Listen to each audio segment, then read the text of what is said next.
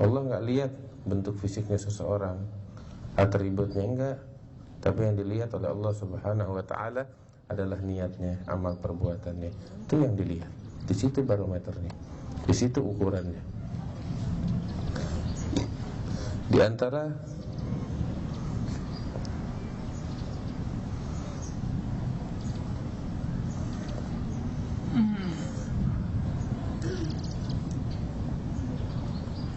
adabnya mereka, kaum sholihin sebelum kita, mereka itu ghaddul basar an fudulin nazar, tutup mata ya dari pandangan-pandangan yang enggak perlu. Apa maksudnya?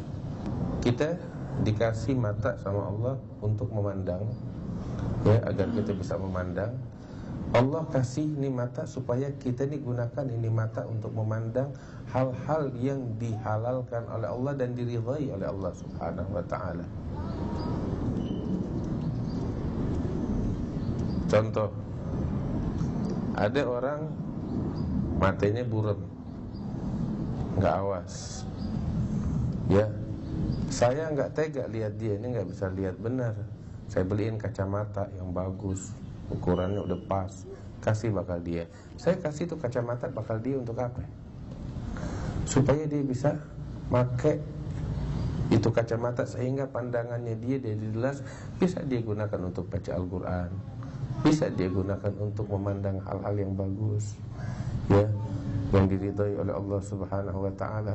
Kira-kira, ya, saya senang nggak kalau kacamata yang saya kasih dipakai sama nih orang bakal nonton film porno?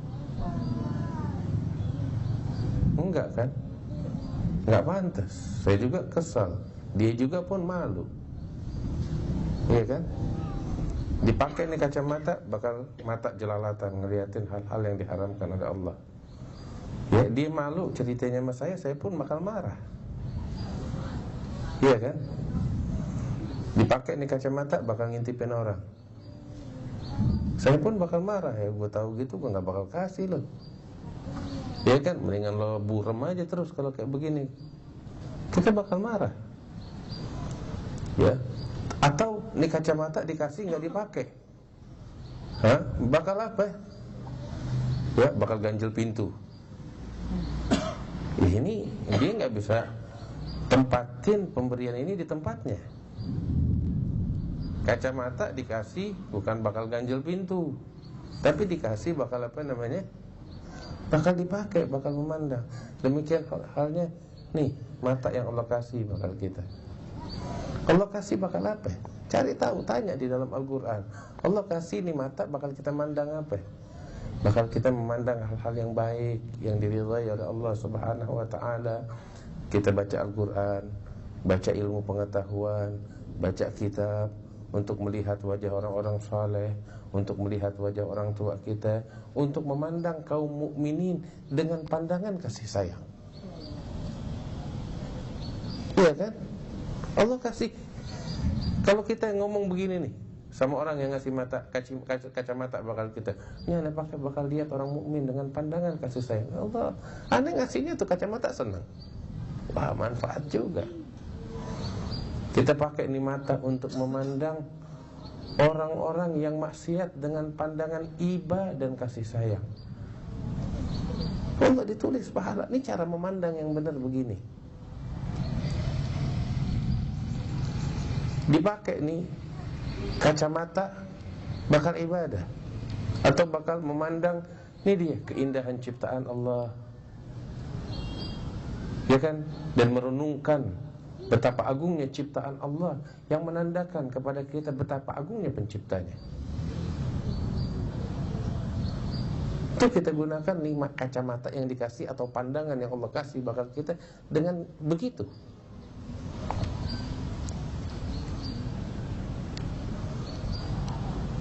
Bukan kita gunakan untuk maksiat, atau kita gunakan untuk memandang hal-hal yang gak ada gunanya. Adabnya seorang alim, seorang saleh, seorang yang bertakwa, mereka berpaling daripada memandang hal-hal yang gak ada gunanya. Bukan maksiat aja, maksiat mah mereka jauh. Yang kagak ada manfaatnya mereka berpaling. Tahu apa yang nggak ada manfaatnya? Film, berita. Wah, ini ihtimam dengan perkara umat Islam. Perhatian, omong kosong, isinya semuanya tuh fitnah, provokasi. Lo mau aja dibohongin sama begituan dengan kedok Islam. Jangan lihat yang begituan. Jaga nih mata. Jaga ini mata.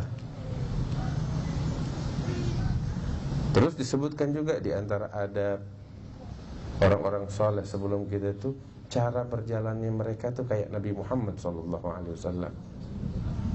Bagaimana sih cara jalannya Nabi Muhammad? Dulu saya pernah jelaskan, Nabi Muhammad tuh kalau jalannya semangat, tidak terburu-buru, dan juga tidak malas-malasan lambat. Tapi jalannya semangat, ya, tidak terburu-buru. Ya, beda orang jalan buru-buru sama jalan semangat. Jalan buru-buru tuh kecepatan. Enggak, bukan begitu jalannya Nabi. Jalannya Nabi semangat. Enggak lambat, enggak juga terburu-buru. Ada jalannya Rasulullah. Kaum solihin cara jalannya dulu begitu. Semangat.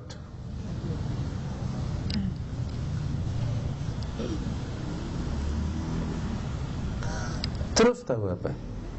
Sifatnya kaum muslimin, apa orang-orang saleh, orang-orang yang bertakwa, kaum arifin, islah dzatal bain wa ta'ami an uyubin nas wa satriha. Akhlaknya mereka tuh demen ngedamein antara kaum muslimin satu sama lain. Itu kerjaannya mereka, nggak ada lagi lain.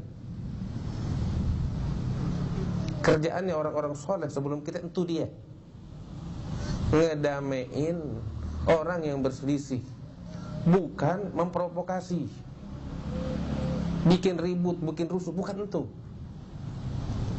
Nggak peduli siapapun yang ada di hadapannya, mau penguasa, mau pemimpin, mau pejabat, mau orang tukang maksiat, mau muslim, mau kafir.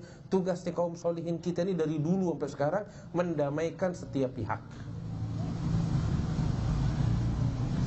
Anda mau tanya, ya, terlepas dari ini semua, kita nih enaknya hidup damai apa hidup ribut? Orang gila yang lebih memilih hidup ribut, rusuh dibanding hidup damai. Agama apa itu yang ngajak orang hidup ribut dibanding hidup damai? Agama yang macam bagaimana? Wallahi hanya orang yang gak punya akal yang menganut agama macam begini. Agama aneh ini, lebih memilih keributan, kerusuhan dibanding kedamaian. Dari mana itu?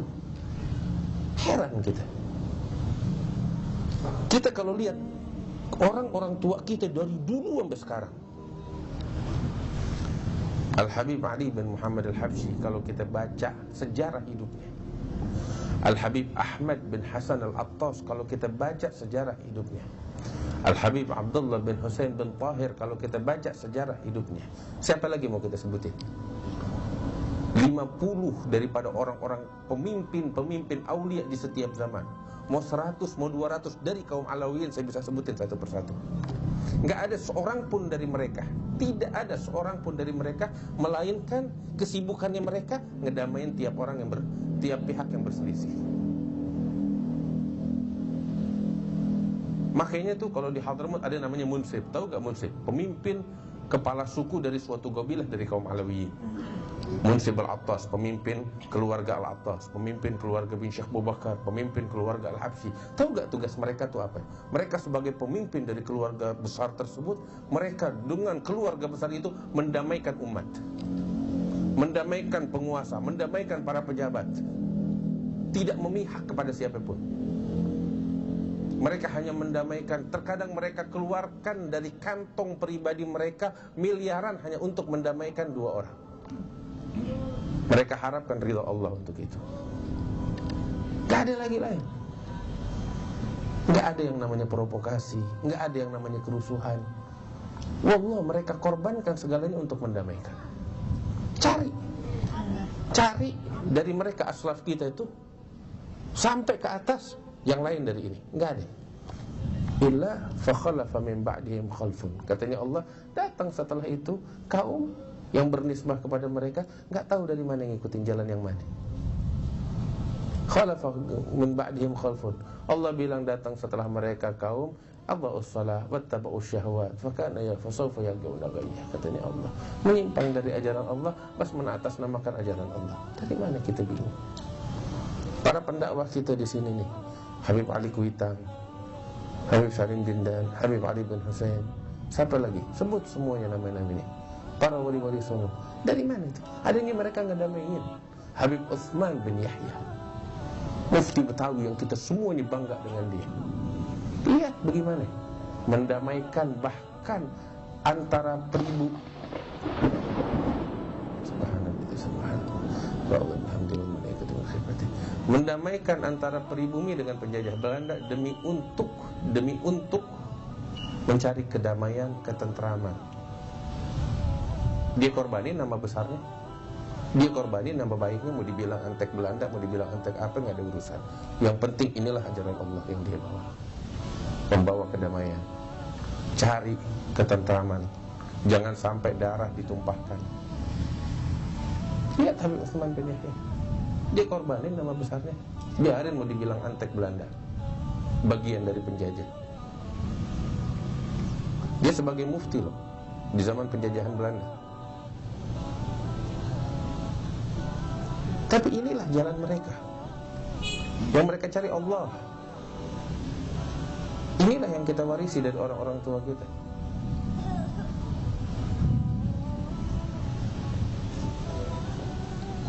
Islah dzatul bain, ngedamaiin orang. Ngedamaiin orang, jangan kita bikin ribut, jangan kita bikin rusuh, jangan kita memperkeruh permasalahan. Wah, dia zalim, enggak ada orang sempurna. Tarik mereka dari kezaliman, bimbing mereka ke jalan Allah dengan penuh kasih sayang. Ini jalan yang ditempuh orang-orang tua kita, nggak ada lagi jalan lain. Sama ba'da hadil Mustafa wa sahabihi hadiyun wa laysa ba'dal haqi illa talagati. Imamul Haddad bilang begitu. Nggak ada jalan setelah ini jalannya para nabi, jalannya para sahabat, keluarga Nabi, melainkan kesesatan. Terserah mau ngikutin yang mana. Tahu nggak? Selain mendamaikan kelompok yang bertikai, orang-orang tua kita, para aulia, para sholihin, tahu mereka bagaimana? At-ta'ami an uyubin nas wa satriha. Tutup mata, nggak mau cari, nggak mau kerok-kerok kesalahan orang. Kita heran, wallah kita heran sama keadaan zaman sekarang. Islam yang aneh, nggak tahu Islam dari mana ini. Fulan bikin salah, dibeberin di medsos. Daftar kesalahan fulan. Oh, tuh kita terima tuh broadcast kayak begitu. Bingung. Kita ngelihat begini bingung. Yang ngirimin kita kadang yang beginian nih, orang-orang yang pakai pakaian ilmu. Kemana ilmunya? Apakah Nabi ngajarin begini? Kita heran. Menyebarkan beginian atas nama Islam loh. Kita bingung. Waduh, mengagungkan sekali ini agama Islam yang kita agung-agungkan ini. Islam rahmatan lil alamin, begini modelnya. Masya Allah, indah banget nih Islam. Baru nih, baru. Kesian orang-orang tua kita gak dapetin nih kemuliaan macam begini. Zaman sekarang kita dapetin atas nama Islam.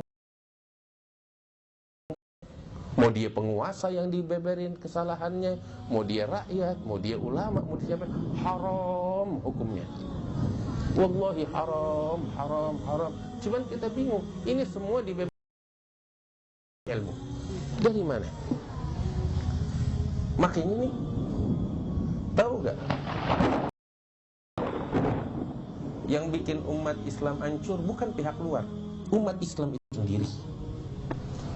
Yang bikin Islam hancur berantakan kita sendiri, bukan orang lain. Bukan penistaan dari kaum kafir. Kita yang bikin hancur Islam kita sendiri. Kita yang hancurin. Nabi yang bilang begitu. Mereka gak mampu ngancurin Islamnya kita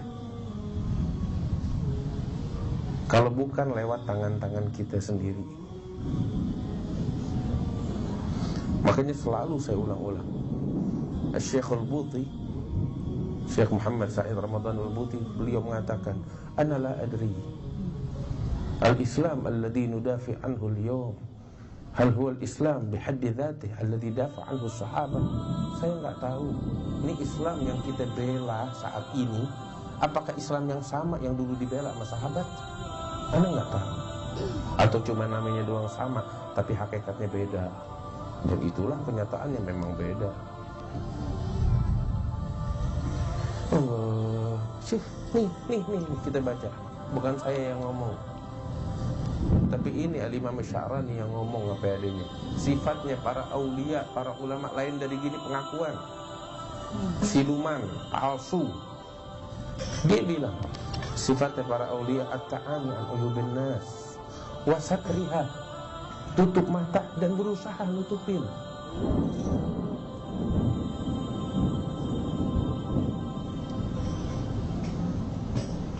Ya Allah, ya Allah. Ini enggak. Dari mana nih Islam? Enggak tahu dia datangnya. Wallahu a'lam. Ya Allah.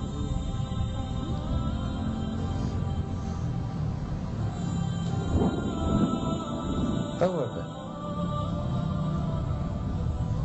Gara-gara dunia yang udah ngegeragotin hati orang Islam sehingga mereka menghalalkan segala cara dan mengatasnamakan Islam.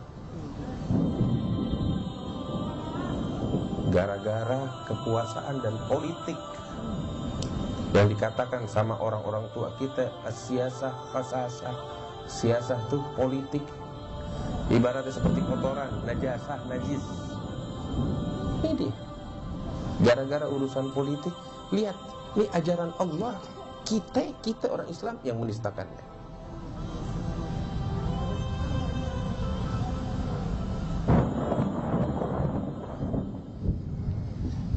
At-ta'ami an uyubin nas wa satriha, tutup mata dari kejelekan orang. Tutupin, jangan kita beberkan. Takutnya kita kalau ngebeberin kesalahannya orang, Allah yang bakal mempermalukan kita dan membeberkan kesalahan kita. Ente berani jamin ente nggak dibeberkan, nggak dipermalukan sama Allah, bisa jamin itu? Makanya yang bilang bukan aneh, yang bilang An-Nabi sallallahu alaihi wasallam. Rasul sallallahu alaihi wasallam mengatakan, "Man tatabba'a aurata akhi, tatabba'a Allahu auratah. Faman tatabba'a Allahu auratah, fadhahahu walau kana fi jawfi baitih." Barang siapa yang ngorek-ngorek kesalahan saudaranya, maka niscaya Allah yang akan mengorek-ngorek kesalahan dia.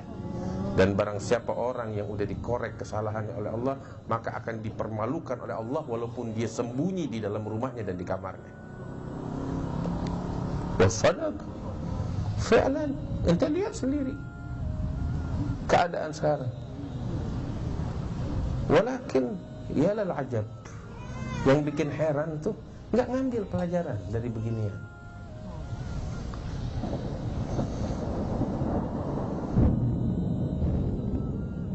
Tahu kayak apa? Ya, ada orang jahat di zaman tabi'in, penguasa yang zalim namanya Hajjaj bin Yusuf Al-Thaqafi. Itu dia adalah salah seorang yang zalim dan kejam di zamannya. Kejam dan zalim. Lawannya dia itu para sahabat. Ya, sampai itu demi kekuasaan dihalalkan segala cara. Di antaranya itu ada satu sahabat musuhnya dia, namanya Abdullah ibn Zubair. Ya, dikepung sama dia sampai Abdullah bin Zubair ini dia berlindung di dalam Masjidil Haram di Ka'bah. Ini Hajjaj bin Yusuf nggak peduli. Apa yang dia lakukan? Dia lempar meriam tuh ke arah Masjidil Haram. Sampai itu bagian dari Ka'bah hancur kena meriam. Apa yang terjadi tahu? Petir nyamber tuh meriam.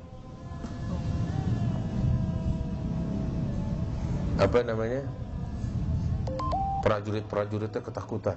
Dia bilang, ya Hajjaj, ini udah bukan main-main lagi nih. Ini petir kiriman Allah nyamber kita punya pelontar meriam kita ini. Ini kemurkaan Allah. Tahu apa jawab Hajjaj bin Yusuf? Enggak. Jangan pedulikan itu. Wah, ini kemurkaan Allah, jangan pedulikan. Itu dukungan dari Allah. Oh, bagaimana?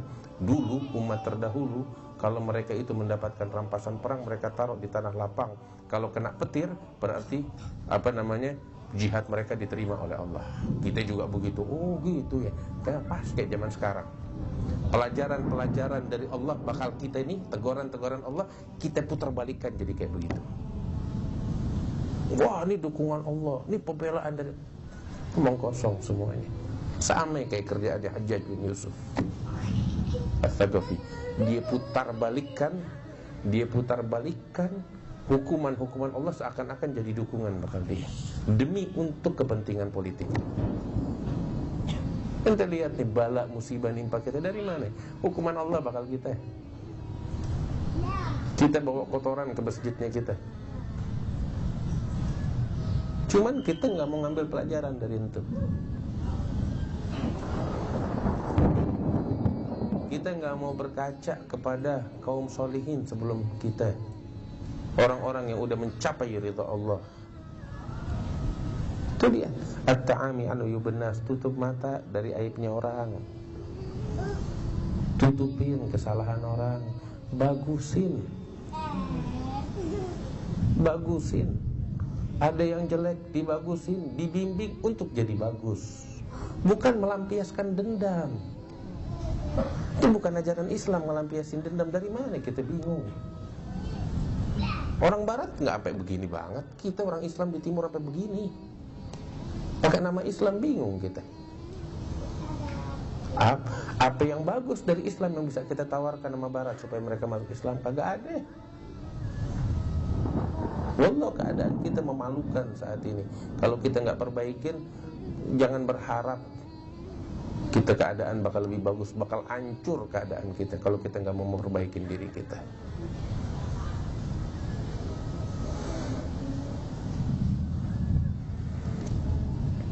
Nih, masih ada lanjutannya.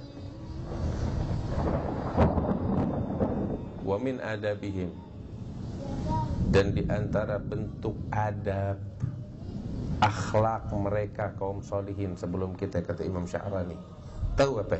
Ada musabbul wula wa injaru. Mereka tidak mencaci maki penguasa walaupun itu penguasa zalim. Nih lihat.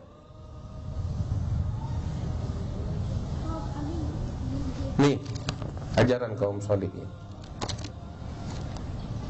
Yang lain sekarang dari mana kita bingung.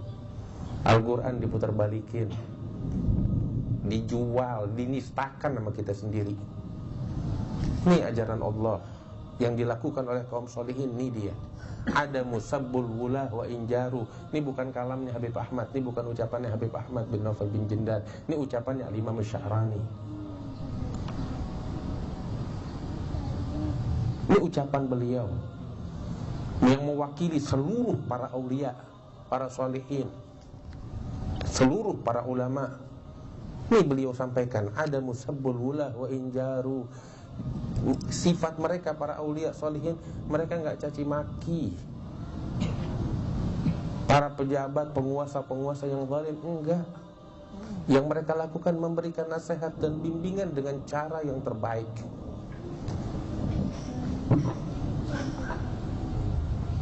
Caci maki enggak ada, dari mana kita bingung. Wah, hadis Nabi sallallahu alaihi wasallam apa? Afdhalul jihad kalimatu haqqin 'inda sultanin ja'ir. Sebaik-baiknya jihad adalah ucapan yang hak 'inda sultanin ja'ir, di hadapan sultan penguasa yang zalim. Itu hadisnya Nabi. Masya Allah. Tanya sama dia, itu periwayatnya siapa? Dia nggak tahu.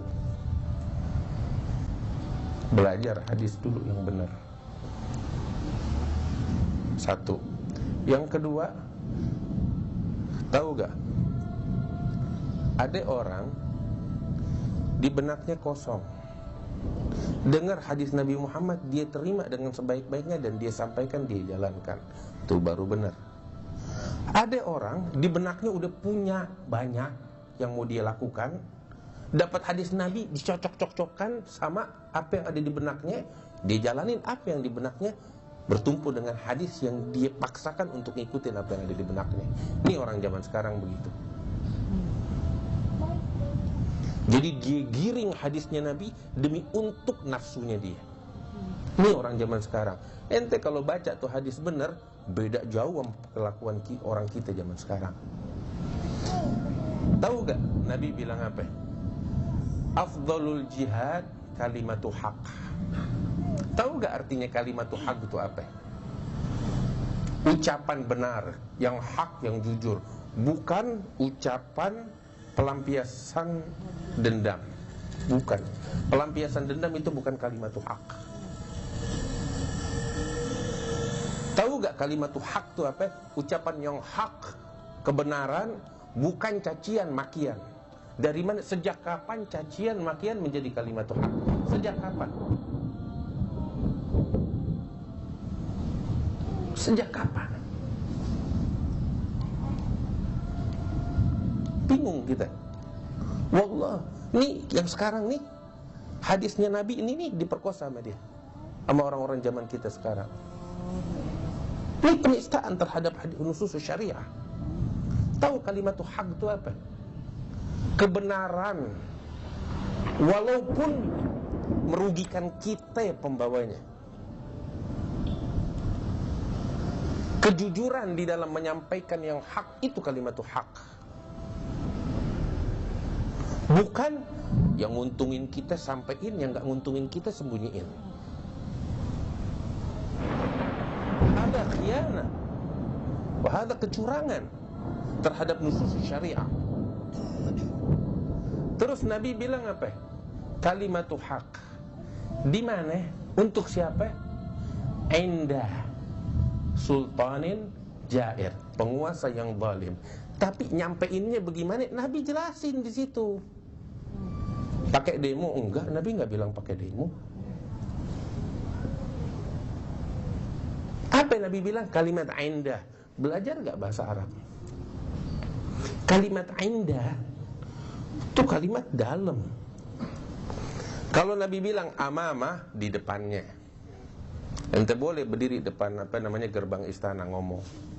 Tapi Nabi nggak bilang amamah sultanul jair, tapi Nabi bilang indah. Tahu nggak arti indah? Indah, bahasa Indonesia pun nggak bisa menerjemahkannya dengan akurat. Dalam bahasa Indonesia kalimat indah diterjemahkan di sisi. Tapi penerjemahan yang sebenarnya nggak seakurat bahasa Arabnya. Di sisi namanya bijanib, di samping, di sisi. Itu bahasa Indonesianya kalimat di sisi, bahasa Arabnya penerjemahannya bijanib. Nabi nggak bilang bijanib, tapi indah. Indah itu mengartikan sesuatu yang sangat dekat hingga hampir menyatu. Nah, Nabi bilang jihad yang paling afdal itu bagaimana? Ucapan yang hak, indah. Tahu kalimat indah? Bukan cuma sekedar dekat, saking dekatnya sudah hampir menyatu, makanya disampaikan oleh Nabi dengan kalimat indah kepada sultan yang zalim. Ana mau tanya, yang sekarang nih yang kita lihat di medsos itu indah apa bukan?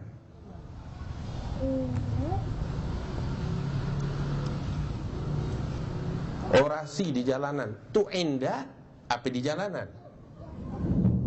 Katakan, kita ngomong jujur.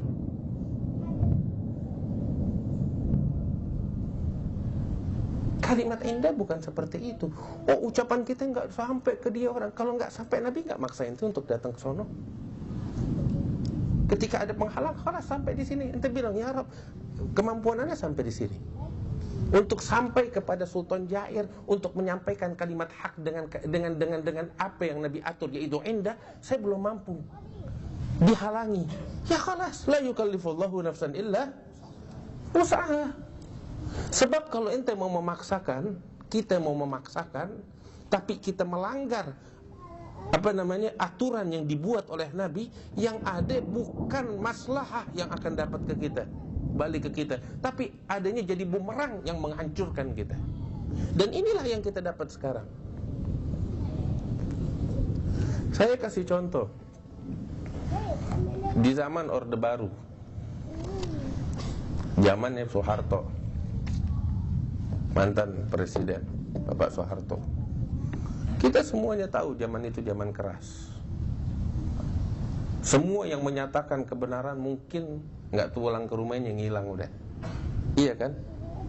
Zaman keras. Allah nggak maksakan kita untuk lebih dari itu. Tapi lihat, saya dapat contoh yang sangat berarti dari kakek kami. Tahu siapa? Al-Habib Muhammad bin Ali bin Abdurrahman Al-Habsyi Kuitang. Dia korbankan nama besarnya, dia korbankan nama baiknya dia demi untuk kalimat indah, demi untuk kalimat indah. Tadi saya jelaskan indah, saking dekatnya sampai hampir menyatu. Dia korbankan nama baiknya untuk menjadi orang kepercayaannya Soeharto. Dicaci, dimaki, nih Habib partai, nih Habib Golkar, nih Habib ini, nih Habib Antek. Dibilang kutu loncat. Tapi dia nggak peduli itu semua, demi untuk tahu apa? Menyampaikan ajaran Nabi kepada penguasa yang zalim dengan aturan yang diingatkan oleh Nabi, indah. Indah. Sampai jadi orang kepercayaannya Soeharto. Soeharto pergi haji, dia yang dampingin, dia yang bimbing. Kezaliman-kezaliman yang akan dilakukan, Habib Muhammad sendiri yang ngeredam. Dengan berkata apa? Aturan Allah dijalankan. Ketika menyampaikan kalimat yang hak kepada penguasa yang zalim, pakai kalimat indah, katanya Rasul. Kebenaran sampai ke telinganya. Oh, dia nggak dengar. Emangnya hidayat di tangan ente? Ente nggak dikasih hidayat sama Allah sehingga ente bisa berikan ke orang lain? Lah, tugas ente nyampaikan dengan aturan yang Nabi buat. Nggak lebih dari itu. Hidayat bukan di tangan kita. Didengar nggak didengar bukan urusan kita, tapi urusannya Allah. Ini yang pengen saya ingatkan. Mudah-mudahan Allah bimbing kita.